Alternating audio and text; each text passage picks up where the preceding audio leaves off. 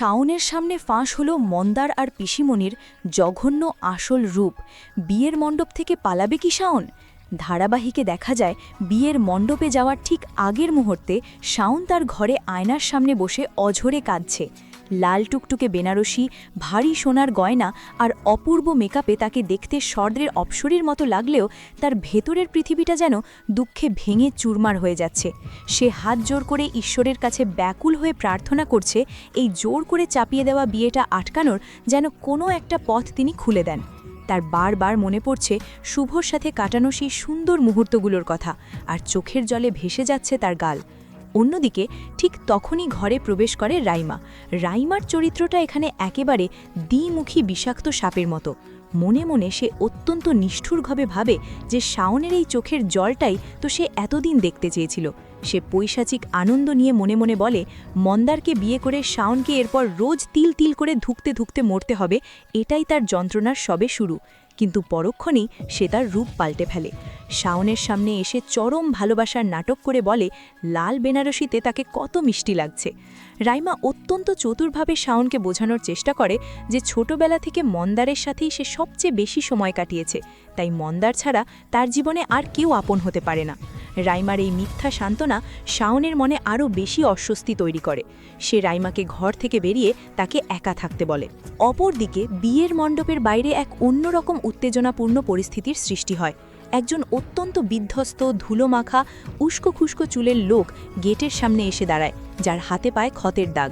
এই লোকটা আর কেউ নয়, স্বয়ং অধিকারীবাবু অর্থাৎ ধৃতিমান।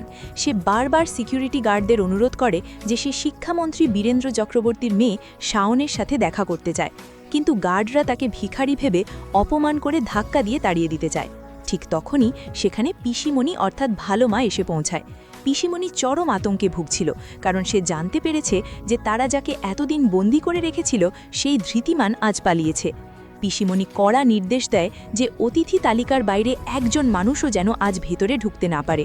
কিন্তু ধৃতিমান গেটের বাইরে লুকিয়ে মনে মনে প্রতিজ্ঞা করে সোজা আঙুলে ঘি না উঠলে সে আঙুল বাঁকাবে, কিন্তু যে কোনো মূল্যে আজ তাকে শাওনের সাথে কথা বলতেই হবে। একটু মোড় ঘুরিয়ে দেখা যায় শুভজিৎ গেটের বাইরে সেই বিধ্বস্ত লোকটার মুখোমুখি হয়। শুভজিৎ লোকটাকে ক্ষুধার্ত ভেবে কিছু টাকা দিয়ে মিষ্টি খেতে বলে, কিন্তু লোকটা টাকা নিতে অস্বীকার করে। একটি ছোট লাল রঙের পুটলি শুভর হাতে তুলে দেয় এবং বলে এটি যেন সে শাওন মাকে দিয়ে আসে। সবচেয়ে আবেগের বিষয় হলো এই অচেনা লোকটা শুভজিৎকে দেখে একদম চিনে ফেলে। সে বলে শুভ একদম তার বাবা অধিকারী বাবুর মতোই কর্তব্যপরায়ণ হয়েছে, আর শুভর মাঝে সে আজ নিজের বাবাকেই দেখতে পাচ্ছে। নিজের বাবার কথা একজন অচেনা মানুষের মুখে শুনে শুভজিৎ রীতিমতো চমকে যায়, কিন্তু ঠিক সেই মুহূর্তে পিসিমণি সেখানে চলে আসে, আর শুভজিৎ বাধ্য হয়ে পুটলিটা লুকিয়ে ফেলে আর লোকটাকে ভিখারি বলে মিথ্যা কথা বলে পিসিমণির হাত থেকে বাঁচায়। তবে থেমে থাকে না গল্পের রোমাঞ্চ। শুভজিৎ সেই লাল পুটলি নিয়ে সোজা শাওনের ঘরে চলে যায়। সে শাওনকে জানায় বাইরের একজন বয়স্ক বিধ্বস্ত মানুষ এই জিনিসটা তাকে দিতে বলেছে। শাওন একা প্যাকেটটা খুলে একেবারে অবাক হয়ে যায়। ভেতরে রাখা আছে একটা পুরনো মঙ্গলসূত্র, একটা সিঁদুরের কৌটো আর একটা ছোট্ট চিঠি। চিঠিতে লেখা এই জিনিসগুলো শাওনের মৃত মা নন্দিতার, যা তার বাবা তাকে প্রথম বিবাহবার্ষিকীতে উপহার দিয়েছিল। নিজের মায়ের এই পবিত্র স্মৃতিগুলো দেখে শাওনের চোখ জলেই ভরে যায়। সে বুঝতে পারে বাইরের ওই অচেনা লোকটা আর কেউ নয়, তার জীবনের কোনো বিরাট সত্যের চাবিকাঠি। ইতিমধ্যে বিয়ের মণ্ডপে শিক্ষামন্ত্রী বীরেন্দ্র চক্রবর্তীকে ঘিরে ধরেছে একদল সাংবাদিক। তারা ক্রমাগত তাকে অস্বস্তিকর প্রশ্ন করে চলেছে। শাওনের সাথে শুভর কোনো গোপন সম্পর্ক ছিল কিনা বা ফার্ম হাউসের ঘটনা নিয়ে মিডিয়া রীতিমতো ঝড় তুলেছে। বীরেন্দ্র চক্রবর্তী শান্তভাবে পরিস্থিতি সামাল দেওয়ার চেষ্টা করলেও ভেতরের পরিবেশ ক্রমশ উত্তপ্ত হয়ে উঠছে। ঠিক তখনই ঘটে যায় গল্পের সবচেয়ে বড় ক্লাইম্যাক্স। শাওন নিজের মুখ লাল ওড়নায় ঢেকে সবার চোখ ফাঁকি দিয়ে লোকটার খোঁজে মণ্ডপের বাইরে যাওয়ার জন্য পা বাড়ায়।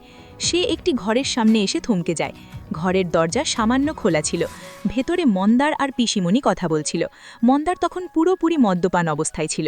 সে হাসতে হাসতে বলছিল যে বিয়ের পর শাওনের জীবনের সব সুখ আনন্দ সে কেড়ে নেবে এবং এই বাড়ির সব সম্পত্তির ওপর নিজের অধিকার ফলাবে। এমন সময় পিসিমণি রেগে গিয়ে সপাটে এক চড় মারে মন্দারের গালে। সে তাকে ধমক দিয়ে বলে যে সে যেন এই গুরুত্বপূর্ণ দিনে মদ খেয়ে তাদের এত বছরের প্ল্যানিং নষ্ট না করে দেয়। মদ্যপান মন্দার আর পিসিমণি নিজেদের মুখেই স্বীকার করে নেয় যে তারা মিলেই শাওনিকে শুভর সাথে ফার্ম হাউসে ফাঁদে ফেলেছিল, মিডিয়াকে দিয়ে বীরেন্দ্র চক্রবর্তীকে অপমান করিয়েছিল, আর সেই সুযোগ কাজে লাগিয়ে জোর করে শাওনের বিয়েতে সম্মতি অর্জন করেছিল। দরজার আড়াল থেকে এই সমস্ত ভয়ানক সত্য নিজের কানে শুনে ফেলে শাওন। তার বুঝতে আর বাকি থাকে না যে এই পুরো বিয়েটাই পিসিমণি আর মন্দারের এক জঘন্য চক্রান্তের ফসল। তো বন্ধুরা, তোমরা এটাই চাও তো শাওন এবার বিয়ের মণ্ডপ থেকে পালিয়ে গিয়ে মন্দার আর পিসিমণির এই জঘন্য চক্রান্ত মিডিয়া এবং তার বাবার সামনে ফাঁস করে দিক এবং নিজের আসল ভালোবাসার মানুষ শুভর কাছে ফিরে যাক? কমেন্ট করে জানাতে ভুলো না।